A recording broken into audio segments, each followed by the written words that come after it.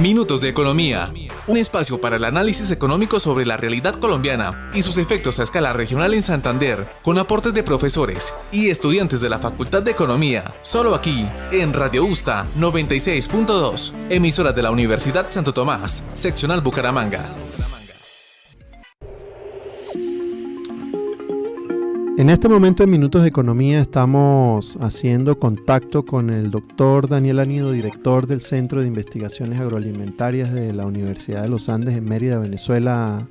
Doctor Daniel, buenos días. Buenos días, Leonardo. Un placer saludarte y por supuesto un cordial saludo para la distinguida audiencia que ahora tiene a bien escucharnos por la radio a través de este contacto. Daniel, el interés fundamental y es un interés generalizado en la comunidad universitaria tomasina y de la Facultad de Economía y en términos generales de los ciudadanos colombianos es el tema de la economía venezolana y sus afectaciones al normal desenvolvimiento de la cotidianidad en Colombia. ¿Qué nos puedes contar de la situación actual de la economía venezolana? Sí, seguramente la mayoría de quienes nos escuchan están al tanto de que la situación venezolana en los actuales momentos es muy delicada. Estamos prácticamente por el cuarto año de contracción del PIB, es decir, que la actividad económica se viene deteriorando de manera progresiva y otros indicadores importantes, como por ejemplo la inflación, hacen estragos en nuestra economía. Estamos hablando en este momento que para el mes de septiembre tenemos cerca de 700% de inflación acumulada. Eso quiere decir que nuestra tasa de inflación prácticamente está siendo de entre 1,5% y 2% diario. Vale decir, en términos técnicos, que estamos en una hiperinflación. ¿Cómo se traduce esto? Por supuesto, esto tiene unas implicaciones importantes sobre el desempeño de la economía venezolana en eso que nosotros los economistas llamamos el efecto bola de nieve. Es decir, un círculo vicioso que tendríamos que romper.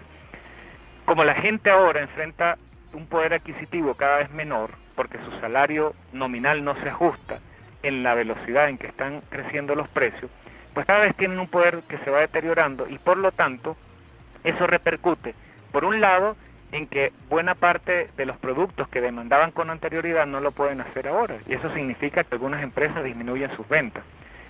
Casualmente, esas ventas de las empresas vienen a ser la única forma de intentar cubrir los aumentos que de manera obligatoria, de manera compulsiva, el gobierno les obliga a darle cada 2, cada 3 meses prácticamente a sus trabajadores, que técnicamente no es un aumento, sino un ajuste hacia arriba del salario nominal, pero en todo caso repercute de manera directa sobre las cuentas de las empresas. Consecuencia neta, la oferta de bienes, sobre todo industriales, pero también bienes primarios, por ejemplo, de la agricultura, cada vez se va reduciendo, lo que aunado a nuestra posición frente al exterior, recuerda que la economía venezolana, alrededor del 96-97% de nuestros ingresos por divisas provienen de la exportación del petróleo. Por un lado, los precios no logran recuperarse. Cierto es que hemos logrado pasar de 40 y tantos dólares a cerca de 60 la cotización del precio de nuestro barril, pero en este momento sigue siendo una producción que prácticamente ha caído 200.000 barriles en lo que va del año. Entonces, los ingresos brutos, digamos, en términos de ventas netas de petróleo y por ende los ingresos fiscales derivados de esa actividad petrolera van mermando. La consecuencia inmediata entonces sería esa economía, ese poder de compra internacional que está mermando para nuestra economía, que se traduce por supuesto en que con una oferta doméstica en descenso y un poder de compra internacional en descenso, pues no tenemos otra cosa que lo que nuestros hermanos colombianos ven todos los días en esa frontera. Venezolanos tratando de conseguir, como mejor pueden, productos de primera necesidad y otros que no lo son tanto, pero que son de la dieta cotidiana de los venezolanos. Eso sería más o menos a grandes rasgos un resumen de nuestra situación económica en estos momentos. Desde el Centro de Investigaciones Agroalimentarias, ¿cómo visualizan los temas de seguridad alimentaria en una situación de crisis económica, deterioro del PIB, de escasez de alimentos, de dificultades para la importación, en un panorama donde parte de lo que se come se compra en el exterior? En situaciones muy puntuales, ¿cuál es esa reseña que se puede hacer de lo que está comiendo el venezolano? Sí, así como le pasa a la economía en general, en el sector agroalimentario es donde probablemente se ve con más intensidad esa crisis económica. Tú recordarás de nuestros estudios conjuntos y de nuestro trabajo de investigación que cuando nosotros estudiábamos las leyes tendenciales del consumo, una de las más importantes era aquella llamada ley de Engels, es decir, que en esas economías donde el poder de compra de los consumidores va deteriorando, es decir, nuestro salario real está deteriorándose, el gasto en alimento como porcentaje del gasto total que hacen los individuos o las familias, pues tiende a aumentar en términos porcentuales, es decir, que mientras la gente es más pobre, pues gasta la mayoría de su ingreso en comida, es lo que diríamos en términos un poquito más coloquiales.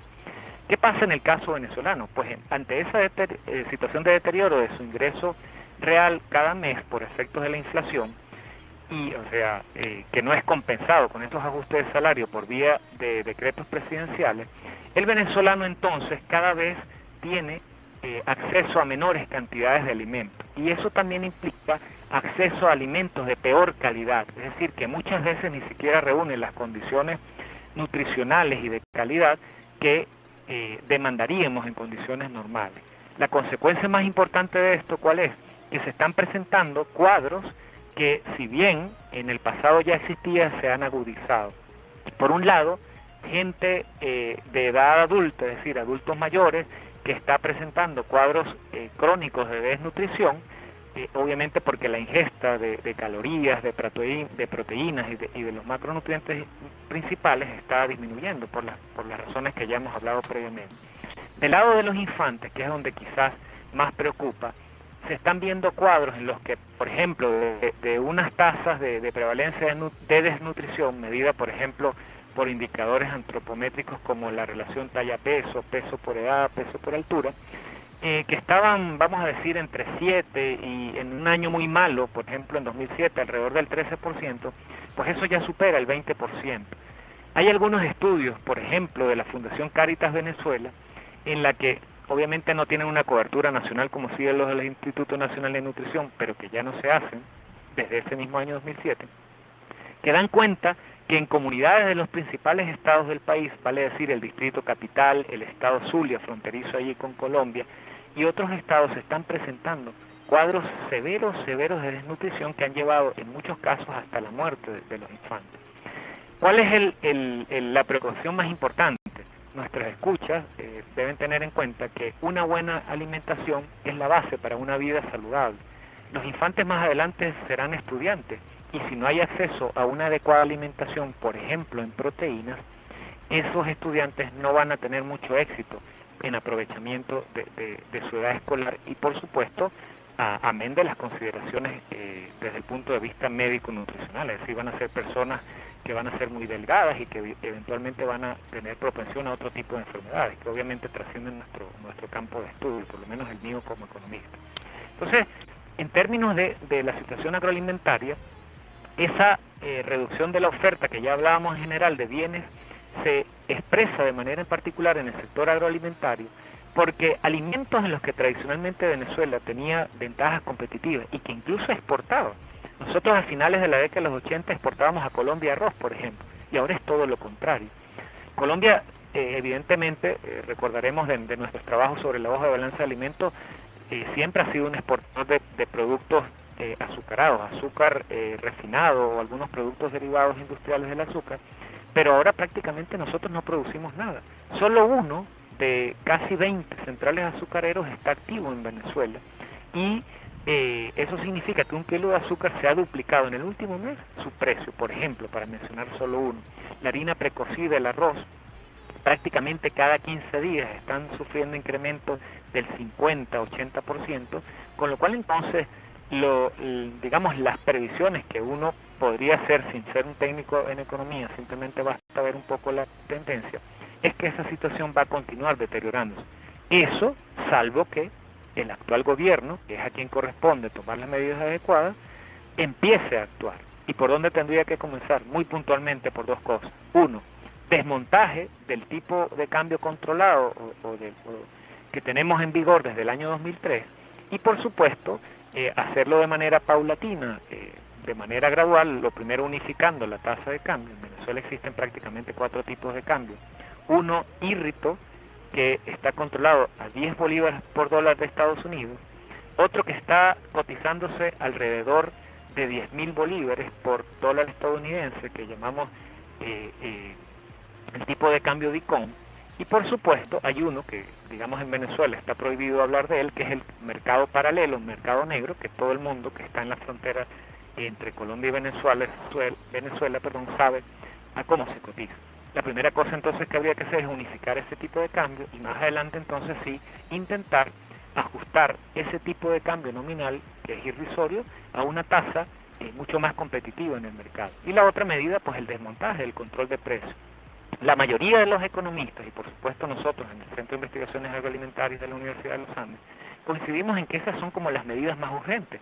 Luego, por supuesto, habría que acompañarlas de otras, como por ejemplo la disciplina fiscal. Todos esos ajustes de salario que se están cancelando en Venezuela provienen básicamente de la emisión de dinero inorgánico. Venezuela prácticamente en los últimos 18 años multiplicó por 2 el número de empleados en la administración pública, es decir, que buena parte de la gente que antes estaba en el sector privado ahora trabaja para el gobierno y por supuesto esos son costos en el presupuesto. ¿Y de dónde va a cubrirlos el gobierno si nuestras exportaciones de petróleo, repito, nuestra principal fuente fiscal de ingresos está mermando? Pues obviamente de dinero inorgánico. Esa sería más o menos en resumen la situación agroalimentaria. Evidentemente tiene muchos más detalles que podríamos afinar o discutir si fuera el caso. Perfecto. Daniel, tenemos poco tiempo ya porque ya nuestro programa está cerca de terminar, pero ¿podrías, por favor, explicarle a nuestra audiencia, digamos que en unos términos muy sencillos, una preocupación latente que existe en la comunidad santanderiana, aquí ya vemos muchos venezolanos haciendo vida en Santander, sobre el tema del incumplimiento en los pagos de deuda de Venezuela? ¿Eso qué significa y eso qué implicaría en un corto plazo? Sí, en la prensa internacional ha tenido mucho eco en las últimas semanas, pero en particular en los últimos días, la posibilidad de que Venezuela cayera en una situación de impagos. Es decir, que en términos sencillos significa que nosotros tenemos gente a la que debemos, es decir, hay unos acreedores que nos prestaron dinero, y que Venezuela no ha logrado cumplir esos compromisos. En parte, pues no ha logrado pagar a tiempo, es decir, en los lapsos previstos, esa deuda, y en la mayoría de los casos, que es la que justamente nos atañe en los últimos días, no ha pagado los intereses. Eso ha ocurrido con unas emisiones de dinero que había hecho la empresa pública venezolana de electricidad, que se llama Corpoelec, y también la empresa estatal petrolera venezolana. Ayer, con bombos y platillos, desde el gobierno nacional se anunció que se iban a reunir los principales acreedores de Venezuela, estábamos hablando de algo así de un poco más de 400, para supuestamente, o en palabras del oficialismo, llegar a un proceso de reestructuración o refinanciamiento de la deuda, aunque técnicamente pues allí hay una pequeña diferencia, ellos no supieron diferenciarlo, pero al final del día, cuando uno revisa las informaciones de los pocos medios que tuvieron acceso a la información, lo resaltante básicamente es lo siguiente: la mayoría de quienes asistieron a esa reunión, que no fueron más del 25%, salieron prácticamente decepcionados. ¿Por qué? Porque lejos de hablar de cómo se haría, desde el caso venezolano, para honrar el futuro, es decir, cómo sería la ingeniería económica detrás de esa reestructuración de la deuda, no se habló nada de eso. Prácticamente fue más una reunión discursiva que duró unos pocos minutos, por lo demás ni siquiera una hora, en la que prácticamente lo que se decía es que Venezuela no ha podido honrar esos pagos porque sencillamente el gobierno nacional ha sido víctima de un bloqueo internacional. Eso, al margen de que pueda ser o no cierto por las medidas adoptadas por Estados Unidos, es decir, que hay serias restricciones para negociar con Venezuela, básicamente lo que demuestra es la falta de seriedad. ¿Y cuáles serían las consecuencias? Pues muy sencillas. Cuando una persona, en este caso un país, entra en una lista de los morosos, vale decir, está, como nos declaró ayer Standard & Poor's, en una situación de default temporal. Entonces nosotros vamos a tener problemas cuando en el futuro inmediato queramos reestructurar o refinanciar nuestra deuda y por supuesto emitir nueva deuda para, por ejemplo, paliar esa falta de ingresos que tenemos por las razones que ya hablamos. Eso sería a grandes rasgos las consecuencias. Es una situación muy delicada y que va a tener implicaciones que el propio gobierno parece ser que no entiende. Doctor Daniel Anido, director del Centro de Investigaciones Agroalimentarias de la Universidad de los Andes en Mérida, Venezuela, muy agradecido por su participación y por sus interesantes comentarios sobre la situación económica venezolana. Muchísimas gracias, profesor Caraballo. Un saludo atento a todos tus radioescuchas y un fuerte abrazo para todos ellos. Muy amable.